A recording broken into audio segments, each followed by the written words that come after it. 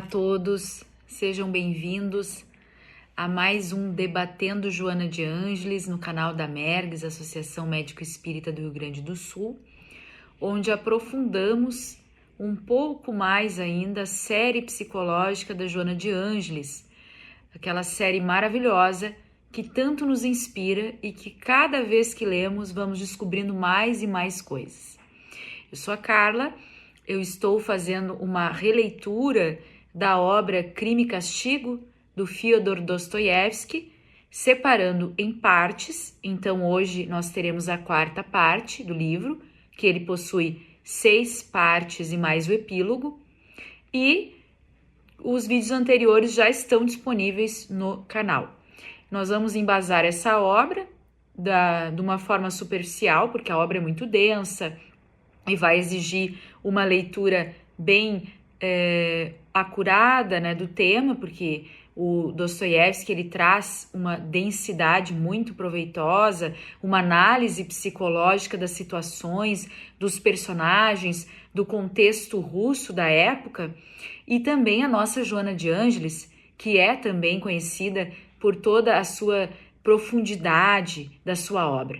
Eu gostaria de trazer esse tema, primeiro para estimular que a gente possa fazer leituras e possa fazer conexões, e também para pontuar algumas coisas da obra da Joana. Claro que os capítulos vão trazer diversos itens que nós vamos poder achar em várias obras da Joana, mas eu vou me ater em apenas algum ou outro item, já que nosso tempo também não é inesgotável. Bom, sem mais delongas, vamos continuar. Se ficar um pouco solto, é porque realmente existem vídeos prévios que vão trazer a primeira, a segunda e a terceira parte, antes dessa quarta parte da obra do Crime e Castigo, ok? Muito bem. Então, nós estamos na quarta parte, onde já se deu todo aquele homicídio causado por Roger, que é o personagem principal. Ele está, então, naquele lusco-fusco entre a psicose e a normalidade. Ele começa a ter delírios. Os seus amigos mais próximos, né? O Razumikin, que é aquele amigo de faculdade, a sua família, o Piotr Porfirich também, que é um daqueles... Porfiri, que é um daqueles que trabalham na justiça, né, investigando a causa do crime, todos começam a vê-lo como se fosse uma pessoa lunática, como se estivesse no que hoje a gente pode considerar um surto psicótico. Então ele está delirando, ele vai e volta, né? E o seu amigo médico também, todos começam a vê-lo assim. Mas vai mostrando o que tem por trás dessa trama. O que fez o Roger, no caso, o apelido do nosso personagem principal, assassinar aquela velha agiota e sua irmã, que estava no lugar errado, na hora errada, né? E depois fazer toda essa teia entre culpa, a vontade de dizer que tinha cometido crime, mesmo que de forma inconsciente, entre se anestesiar, seja através de álcool, seja através de teorias em que ele se compara ao Napoleão, que fez o que fez por um fim maior, né, se achando espetacular, com uma visível defesa do ego, ou seja, o medo contundente de ser pego, de ser preso, e as 1001 tramóias que a sua mente insana, já nessa hora, começa a fazer para não ser pego. Então aqui aparece um personagem no começo já da quarta parte, e são nomes russos, por isso a dificuldade em soletrá-los, né? Ele se chama Svidrigailov. Se vocês forem ler o texto, vocês vão ver que é um S mudo e tem um acento no gai. Então, Svidrigailov foi o empregador da sua irmã, da irmã do personagem principal, da Dunya, né? Que é a sua irmã, muito parecida com ele fisicamente, segundo a descrição do autor. E ele, na época em que ela era a governanta da casa, ele é um patrão muito abusivo. Ele faz, inclusive, depois que ela sai da casa deles, ronda toda um bafafá na cidade, em que estão manchando a honra dela, numa época em que isso era muito mais grave do que é agora, né? E depois ele desmente isso, a cidade fica sabendo, e misteriosamente a esposa do Svidrigailov, que é a Marfa Pietrovna, ela acaba falecendo e cá entre as más línguas, né? Elas acabam falando que foi ele, o próprio marido, quem assassinou a esposa. E ele vem atrás da Dunya e ele vai ao encontro do Rodya, do Raskolnikov. Naquele surto em que o personagem está totalmente absorto na sua culpa, na sua sombra, ele o procura. E ele diz assim, já no primeiro momento da quarta parte: eu vim procurar por 2 motivos. Primeiro, eu queria lhe conhecer pessoalmente, uma vez que eu tenho ouvido falar de ti há muito tempo, né? Em segundo, eu tenho muita esperança de que o Senhor talvez não se furte a me ajudar em um empreendimento que está diretamente ligado ao interesse da sua irmã, Avdotya Romanovna, que no caso é o nome completo da Dunya, que venceu o apelido dela.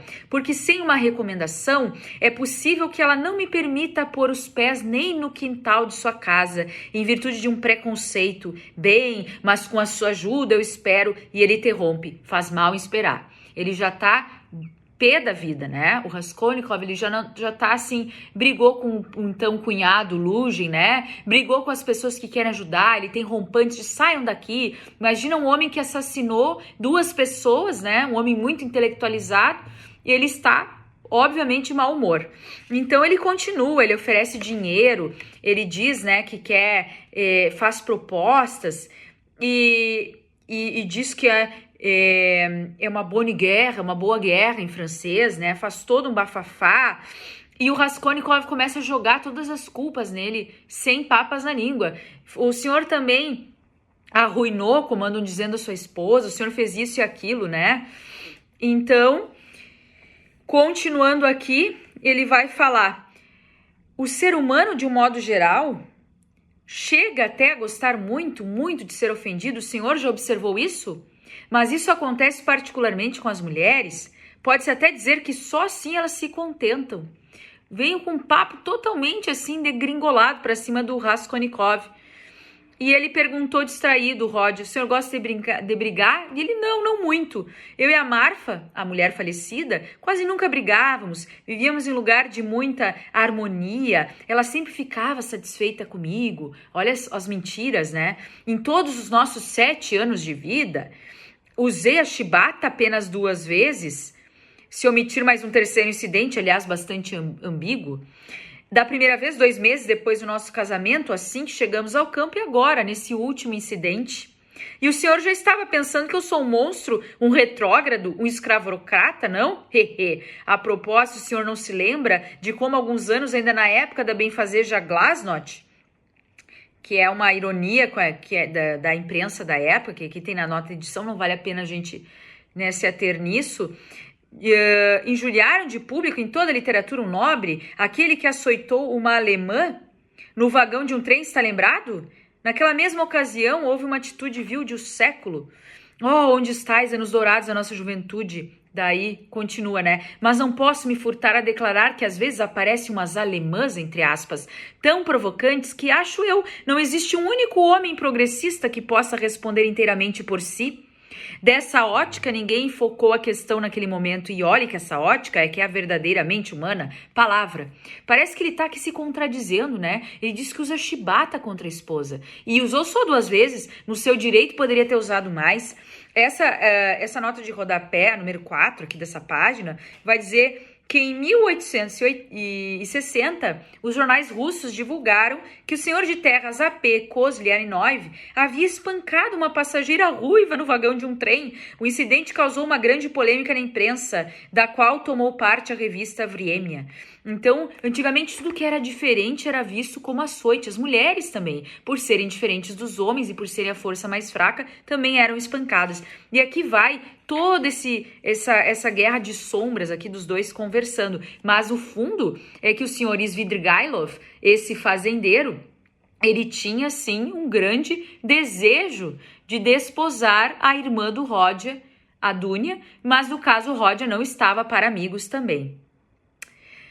Então aqui a gente começa com todas essas ambições do ego, né? Essas ambições desmedidas que nós temos muitas vezes. Muitas vezes nós temos uma ambição desmedida de possuir, né? Sejam posses, sejam pessoas, seja status, seja poder. A benfeitora Joana de Ângeles vai trazer isso, essas filosofias, né, todas, tanto na obra Amor Imbatível Amor, no item Perda do Si, quanto na obra Triunfo Pessoal, no item Ambições Desmedidas, mas nós já vamos falar sobre isso. Eu acho interessante, né? Aqui se desenvolve todo um jogo de poder, de conversa sobre tanto o Raskolnikov quanto o Svidrigailov.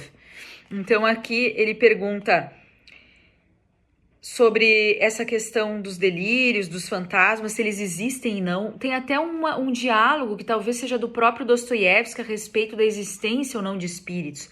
Olha só, o Svidrigailov, nesse momento, ele já se dá conta que o Rod não tá batendo muito bem, né?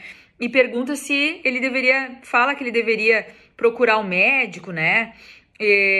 Essa questão de um andar doente ou outro não. E o Svidrigailov pergunta, minha pergunta foi essa, o senhor acredita na existência de fantasmas? E o Raskolnikov, até com certa raiva, responde, não, de maneira alguma. Porque se existisse vida após a morte, mais culpado ainda ele estaria, penso eu, né? Mas o que é que costumam dizer? Balbuciou como de si para si, Svidrigailov, olhando para um lado e baixando um pouco a cabeça. Eles dizem, tu estás doente, logo o que imaginas é apenas um delírio inexistente. Só que nisso não há uma lógica rigorosa. Eu concordo que os fantasmas só aparecem a doentes. No entanto, isso só demonstra que os fantasmas não podem aparecer senão a doentes e não que em si mesmos eles não existam. É claro que não, insistiu Raskolnikov com irritação. Não? O senhor pensa assim? Continuou Svidrigailov, olhando lentamente para ele. Bem, se a gente raciocinar assim, ajude-me. Os fantasmas são, por assim dizer, farrapos e fragmentos de outros mundos, o seu princípio. O homem sadio, naturalmente, não tem por que vê-los, pois o homem sadio é uma pessoa mais terrena. Logo, deve viver exclusivamente a vida daqui para se manter na plenitude e na ordem.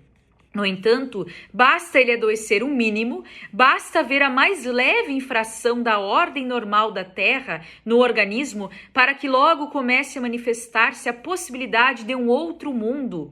E quanto mais ele adoece, mais se sente em contato com outro mundo. De sorte que, quando o homem morre inteiramente, aí ele vai direto para outro mundo. Venho raciocinando sobre isso há muito tempo. Se o senhor acredita no outro mundo, então pode acreditar nesse raciocínio.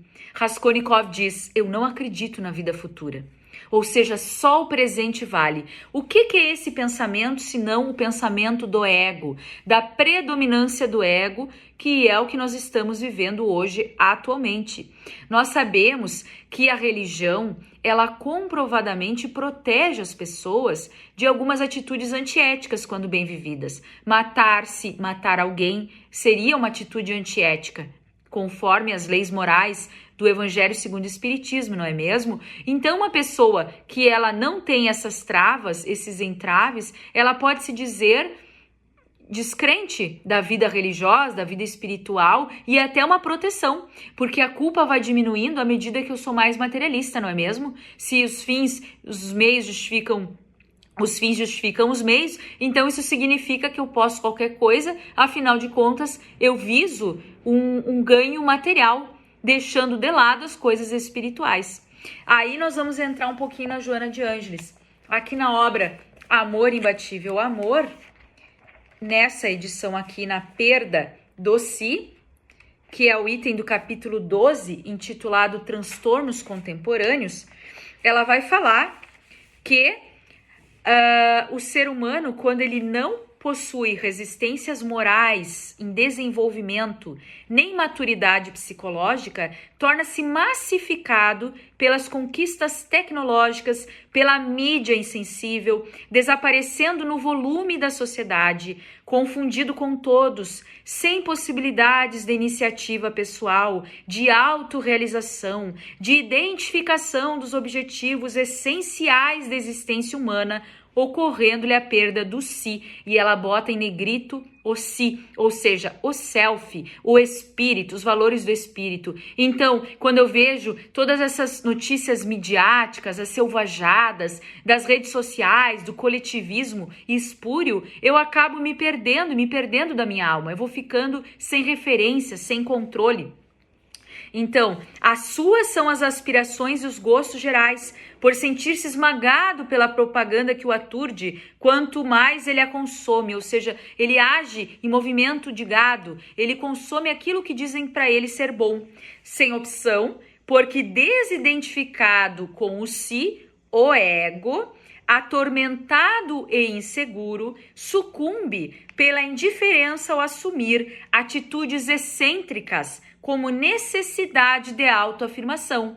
Eu posso fazer coisas sensacionalistas, eu posso fazer coisas degradantes, ou mesmo na minha vestimenta, ou seja o que for, na forma de me expressar, porque eu estou tentando me autoafirmar inconscientemente. Nessa busca, a sua definição pessoal se faz arrogante, que é a forma como o nosso personagem está se mostrando, com peculiaridades que chamam a atenção e provocam comentários. Sua indumentária, conduta, aparência e gestos mascaram a timidez e a importância emocional de que se sente vítima, numa forma de agressão ao sistema ao qual não se impôs e que lhe torna a realização pessoal tormentosa. A falta de individualidade é compensada pela explosão do ego que o aturde. Então, nesse momento, a gente acaba mascarando os nossos conflitos quando estamos nesse nível evolutivo para, na verdade, esconder toda essa insegurança, toda essa incongruência, toda essa dissociação com o meu espírito imortal e cristão. Muito bem, então a benfeitora vai continuar dizendo que a vida plena, ao contrário, ela exige criatividade, movimentação e integração vibrante, satisfatória na busca do prazer existencial. No prazer essencial, perdão. Então ela vai dizer que todos aqueles que conquistaram coisas, sejam nas artes, nas ciências, na filosofia ou na religião, anelavam pelo encontro a conquista do prazer e da plenitude. Mais adiante, a autorrealização é como um processo de autoconquista e de alossuperação. A alossuperação, superar o meio externo, no qual se harmonizam os sentimentos, a razão e as aspirações.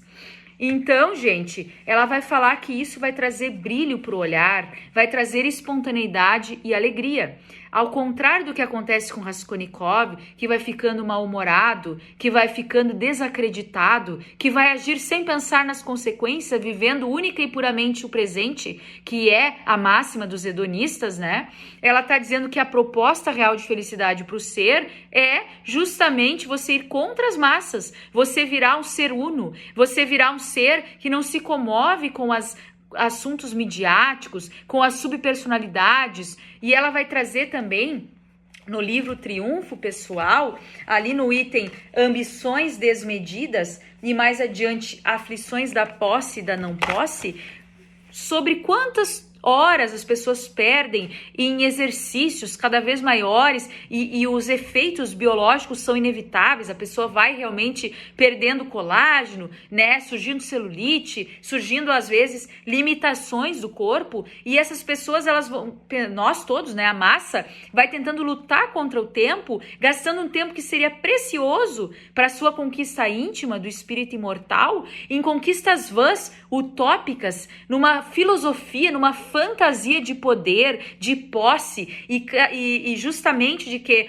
quando eu tiver, né, mais poder aquisitivo, eu vou poder ter tranquilidade, eu vou poder ter segurança, eu não vou me preocupar com mais nada que se não condiz com a realidade, nós sabemos disso. Por isso que há pessoas extremamente ricas, às vezes bilionárias, em que vem a morte do corpo, vem a doença, a placa e não deixa vestígios. Então, é como se essas pessoas tentassem se comparar aos deuses do Olimpo. E nós sabemos que o fenômeno biológico é irreversível, que a Joana de Ângeles vai trazer aqui. ela vai trazer, então, no Triunfo Pessoal, as seguintes citações. O ser humano deve aprender a ser feliz conforme as circunstâncias, introjetando e vivendo a compreensão da sua transitoriedade física e da sua eternidade espiritual. O ego, o agora, nesse Comenos, ele não está correto. Ela está dizendo isso. Nós temos sempre que pensar que vamos morrer amanhã. E nós vamos ter que sempre pensar que o nosso espírito é eterno e imortal. E nós, mesmo espíritas, mesmo estudando, nós não trazemos isso para o coração. Porque há tanta mídia, há tantas vezes tradição de viver na matéria, que nós acabamos nos esquecendo disso para ficar em paz com o nosso ego perverso. Então, ela vai trazer, antes desse parágrafo, o seguinte: uma identificação religiosa do indivíduo, que é a importância da religiosidade, da espiritualidade bem vivida, trabalhará em favor da mudança das ambições desmedidas para a conquista do necessário, daquilo que produz poder e prazer, mas que não se transforma em gozo neurotizante de funestas consequências.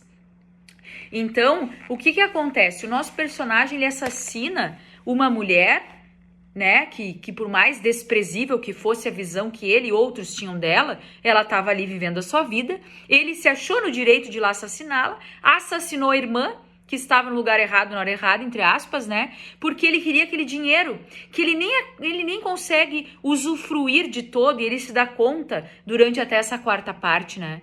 Ele projeta em outras pessoas dizendo, e daí você vai fazer isso, você nem vai conseguir usufruir. Na verdade, ele está falando dele mesmo. E muitas vezes nós fazemos isso. Nós atacamos pessoas, mas nós estamos falando de nós mesmos naquele momento. E como nossa sociedade não estimula a mídia, muitas vezes a família, as instituições que nós temos acesso não estimulam de verdade o autoconhecimento, nós acabamos maquiando a nossa sombra em personalidades, em inimigos reais ou imaginários, né? Em perseguidores, alimentando a nossa sombra com desculpas, com evasões da realidade, para não fazer o nosso processo de autoconhecimento, que esse sim vai nos trazer prazer real para esse espírito imortal e eterno que, né, vai um dia ter toda a sua plenitude, que é, então, o objetivo psicológico, segundo a série da Joana de Ângeles, a nossa existência, conseguir esse prazer através da identificação real do eixo ego, self, ou seja, o espírito, esse sim imortal. Só para finalizar e não ficar tão maçante, eu acho muito importante ainda do Triunfo Pessoal esse parágrafo. Será maravilhoso o dia, diz Joana de Ângeles, quando se possa difundir o significado da vida e estimular os começantes nas experiências humanas a descobrir cada qual, conforme suas emoções, o que lhe será de melhor e de mais compensador proveito. Assim, serão evitadas muitas manifestações neuróticas, especialmente as que decorrem do vazio existencial ou da frustração pelas não conseguidas ambições desmedidas que não têm fim. Pois sabemos que quanto mais se tem, mais se quer, não é assim mesmo? E quanto mais se tem dinheiro, mais você vai atrair pessoas, ela vai trazer, que vão ter algum conúbio sexual contigo para te manipular, para conseguir extrair mais coisas, e você vai ficando cada vez mais paranoico, e quando vê, a vida passou. Então olha que interessante isso, né? Ela vai trazer que somos sim seres emocionais, nós temos emoções, e nós temos que usar essas emoções a nosso favor.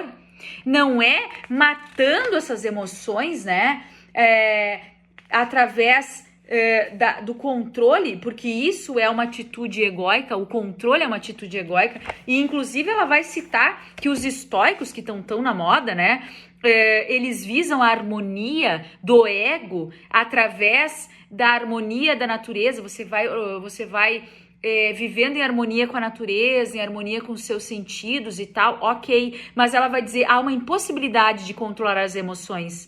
Não tem como você controlar as emoções e a matéria, ou nem a matéria e daí vice-versa, né? Descontrolar as emoções. É impossível a gente ter controle. Isso é mais uma artimanha do ego. A proposta espiritual, ela vai além das propostas filosóficas. Os filósofos vieram, inclusive, antes e depois do Cristo, para trazer para trazer o terreno que seria da doutrina cristã, quando bem vivida, aquela franciscana. Então nós temos que ter em conta que esse controle é uma fantasia do ego.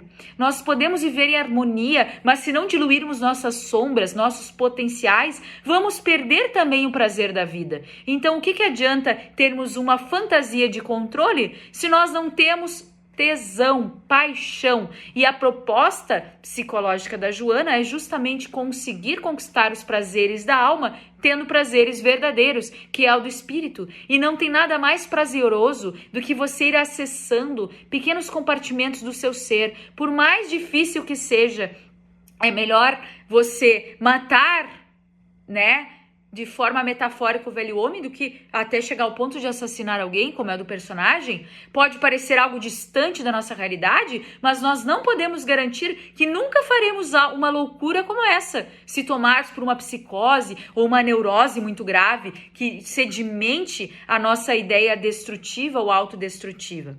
Mas fechando esse longo parênteses, continuando aqui, nós vamos ter mais outras questões interessantes, né? Há uma briga do Luzhin, que é o então cunhado do Raskolnikov, com a Dunya e com a sua mãe, né? A mãe do Raskolnikov. E ele é um narcisista, né? Inveterado. Ele não acha que aquelas mulheres miseráveis, segundo a crença dele, iriam ficar contra ele, e elas ficam contra ele. E elas brigam com ele, porque quando essas brigas são de ego, né? A gente nunca sabe qual é a reação, não é? São assim nos rompantes da vida também. Então, essas brigas vão acontecendo, e assim que a sombra vai aparecendo na nossa rotina. As pequenas briguinhas, né? Era casado, se separou, era amigo, não é mais, era amante, não é mais. O que está por trás disso? Senão a nossa total desconhecimento de nós mesmos, né? E aqui nós vamos trazendo outras coisas. Olha só, essa questão da culpa que eu sublinhei aqui na página dessa edição da 323. Eu quis dizer à senhora, mãezinha, o Rod está dizendo, né, a ti, Dunya, que é a irmã dele, que para nós é melhor nos separarmos por algum tempo. Eu não ando me sentindo bem, eu não ando tranquilo. Depois apareço pessoalmente quando for possível. Eu guardo vocês na lembrança e as amo. Deixe-me sozinho. Ele vai embora e abandona, sem explicar mais nem menos. Ele não suporta o convívio com a mãe e a irmã, que trazem a realidade. E elas realmente... elas são loucas por aquele personagem, elas são loucas por ele. Ele é o filhinho amado, ele é o irmão querido, ele é visto como um potencial. E tu imagina você ser visto como aquela pessoa amada pela família e você assassina alguém, não pode dizer, fica culpado, você quer se afastar. Porque olhar para aquelas pessoas vai lembrar a sua realidade, daquilo que poderia ter sido e não foi. Olha só o que está por trás dessa psicologia. E tem também, né, o Razumikin, que era aquele amigo que foi amigo de faculdade, quando o Rod ainda estudava, que ele acaba passando a ser filho e irmão para elas, né? Ele acaba tendo aquela coisa do bonzinho, ele tá naquele lugar, ele vê e acaba se envolvendo naquele enredo. Bom, mais para adiante segue, né? Nós temos uma grande conversa. O Rod, ele vai atrás da Sônia, né? Que é uma mulher que é vista, né? Ela é de uma família que o Rod acabou ajudando. Ela é da família, é filha do bêbado inveterado Marmeladov, que ele morre, né? Ele é um cara totalmente assim ébrio e é casado com uma mulher, segundo a descrição do Dostoiévski, histérica. E também ela é tísica, ou seja, tuberculosa, ela está nos seus momentos derradeiros. A filha se prostitui porque o pai gasta todo o dinheiro com bebida, você quer mais sombra do que isso, né? Mas ela, apesar de, não cabe aqui julgamentos, né, se prostituir, ela se mantém muito temente e com fé a Deus. E o Rodia, ele quando briga, quando separa da mãe e da irmã, ele vai na casa da Sônia, como se fosse uma obsessão, porque ele pensa, ela também é uma marginalizada, ela se prostituiu, ela é impura como eu, entendem? Então ele vai atrás daquilo que ele se sente bem, mas ele confronta ela com a fé dela. Como é que você pode acreditar em Deus? Ele faz ela ler um versículo, ela fica desconfortável, um trecho da Bíblia, mas ela lê para ele, né? Ele faz a proposta dos dois fugirem juntos, deixa ela atônita, deixa ela com medo e com razão, porque ele chega meio psicótico, aquele brilho no olhar do psicótico que Dostoiévski muito bem vai descrevendo ao longo do romance. Então, na verdade, a gente pode perceber que tem uma crise religiosa que é muito comum do homem moderno. O próprio Jung vai dizer que toda neurose do homem moderno é necessariamente uma crise neurótica com a religiosidade, porque somos seres naturalmente vinculados a Deus, nós somos temos uma centelha divina. Jesus falava, vós sois deuses, não é? E ele começa a questionar, como é que tu pode acreditar em Deus se Deus te deu toda essa desgraça, né? E ela segue assim, fica até irada e com razão, porque ele é insistente, né? Então rola também essa conversa. E mais pra diante, né? Que ele até se pergunta, tu deveria se suicidar. Na verdade, ele tá falando para ele mesmo, né? Você que acredita em Deus, que é temente a Deus, que teria toda uma outra possibilidade, deveria se suicidar. Mas isso fica subentendido. Há projeções aqui também subentendidas. Ele estava perplexo com a generosidade dela. Se nós olharmos e analisarmos essas conversas que eles têm, ele fica assim, né? Perplexo, que é o que acontece com aquelas pessoas que são, vamos dizer, espertinhas, que são maldosinhas, que são perversas. Quando elas encontram alguém que está fazendo bem, elas primeiro tentam desmoralizar e dizer que aquela pessoa é dissimulada, é uma espertalhona, porque isso é uma projeção, é a forma como elas agiriam. Mas a grande verdade é que elas possuem uma tremenda inveja, é isso que está por trás disso, né? Bom, continuando, ele é chamado, né? Raskolnikov já tinha sido chamado há muito tempo pelo Porfíri, que é aquele jovem, né? Obcecado pelo trabalho, um pouco perverso, né? Porfíri Pietrovitch, para depor, para levar um relógio, para depor, porque todos estão sendo chamados na investigação do assassinato da velha agiota. E o Raskolnikov não foi exceção, mas ele, como tá muito culpado, tá muito paranoico, tá delirante já, ele começa a achar que o Porfíri tem certeza que ele é o assassino e está tecendo teorias para que ele mesmo se incrimine. E é tão tragicômica essa conversa entre os dois que chega um determinado momento que o próprio Raskolnikov ele acaba confessando o crime, falando eu realmente fiz, e o Porfíri considera ele o doente, né? Ele tá delirante, como já teve o caso de outro lá que confessou e que não era. Você devia se cuidar, é uma doença, ele fala. Mas que doença, né? E o Raskolnikov já não entende nada, porque na cabeça delirante dele, que ele já tá, né, entrando em outra realidade, ele acha que é todo um jogo mental do Porfíri. E isso fica meio interrogado na obra pelo Dostoiévski, né? E aí uma hora ele vai falar... eu até vou te mostrar uma surpresinha, fica interrogado o que é essa surpresinha, e nisso aparece o Nikolai, que é o indivíduo que está sendo incriminado pelo crime que o Raskolnikov cometeu, e ele chega lá e confessa todo o crime. É uma coisa abrupta, inesperada. E nisso, o Raskolnikov vai para casa, né, e recebe então... Isso é uma parte sombria, nós estamos falando de sombra, né? A visita de um homem que surge do chão, um delírio, tem algum momento o Dostoiévski vai trazer. E esse homem parou no limiar, olhou calado para Raskolnikov, deu um passo para dentro do quarto, ou seja, surge dentro do quarto dele, né? E o Raskolnikov pergunta, o que o senhor deseja? E ele diz, sou culpado, pronunciou o homem em voz baixa. De quê? De maus pensamentos. Olha o discurso delirante. Ambos se entreolharam. Quem esteve aqui?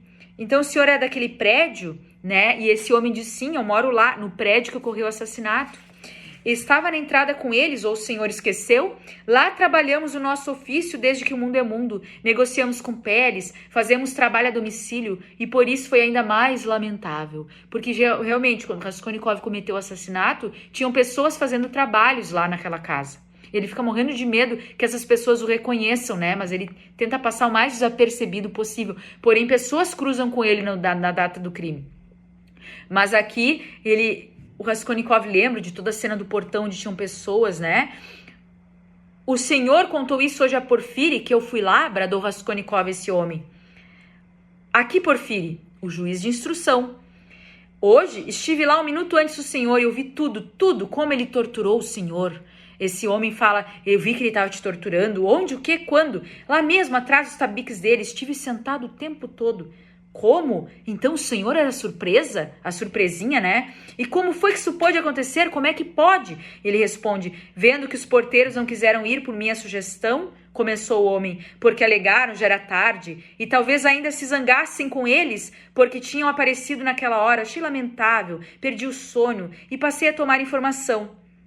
Diz que apareceu lá, mas é um papo sem pé nem cabeça. Vocês podem ver que é um delírio, né? Parece ser um delírio. E aí, quando trouxeram Nicolai, ele me mandou sair depois do senhor. Eu, diz ele, ainda vou precisar de ti, ainda vou te interrogar. No caso, esse homem, né, tá dizendo que o Porfírio ainda disse que ia precisar dele como testemunha. E Nicolai, ele interrogou na tua presença? Pergunta Raskolnikov. Assim que o senhor saiu, mandou eu sair também e começou a interrogar Nicolai. O homem parou e súbito voltou a fazer reverência, porque esse homem chega e faz uma reverência até o chão, né? Tocando o anel no chão. Perdão pela calúnia e pela maldade que lhe fiz. Deus há de se perdoar, respondeu Raskolnikov. Aqui ele traz Deus. Vocês veem que há incongruência nas falas? E mal pronunciou estas palavras, o homem lhe fez uma nova reverência, só que não mais até o chão, e sim até a cintura, e deu uma lenta meia volta e saiu do quarto. Tudo tem dois gumes, agora tudo tem dois gumes, afirmou Raskolnikov, saiu do quarto mais animado do que nunca. Agora ainda vamos lutar, pronunciou ele com um riso maldoso, descendo a escada. A maldade se referia a ele mesmo. Lembrou-se de sua pusilanimidade com desdém e vergonha. Pusilânime, covarde, medroso, fraco de ânimo. Vocês entendem que é a figura transcrita da sombra? Porque ele que em páginas de antes, ele se diz não culpado, esse homem, essa sombra que aparece pro personagem, ele diz sou culpado. Então ele se sabe culpado, e assim é o espírito. Por mais perverso, por mais sociopático que ele se demonstre, no fundo, ele tem na consciência gravada todas as leis divinas, é o que nos diz o livro dos espíritos. Então, esses temas de sombra são muito importantes para a gente refletir, né? Porque a moral e a ética estão cada vez mais fora de época, cada vez mais fora de moda, né? Mas nós sabemos, nós que acrescentamos que a vida existe o amor e que cremos numa vida futura e que sabemos, inclusive, dessa vida futura, nós sabemos que a ética ela não sai de moda porque ela não é moda, ela simplesmente é, assim como Deus para nós é uma verdade. Então fica aqui os delírios do Raskolnikov, né, do nosso personagem. Vale a pena se debruçar nesses diálogos, porque ali nós vamos ver personalidades narcisistas como Lugin, nós vamos ver essas incongruências da psicose do Raskolnikov, a sua inteligência, mas ao mesmo tempo a sua ignorância, né? Porque que é o ignorante senão aquele que ignora uma verdade que ele não quer ver, tendo capacidade de ver? Essa também é a definição do imbecil, né? Então, ficamos por aqui hoje, pessoal. Tem muito pano para manga. Próximo vídeo vai ser a 5ª parte, então, do Crime e Castigo. E vamos continuando estudando a literatura, no que ela tem de bom para nos oferecer, e as obras da série psicológica Joana de Ângeles. Muito obrigado para quem me acompanhou até aqui e sigamos em paz.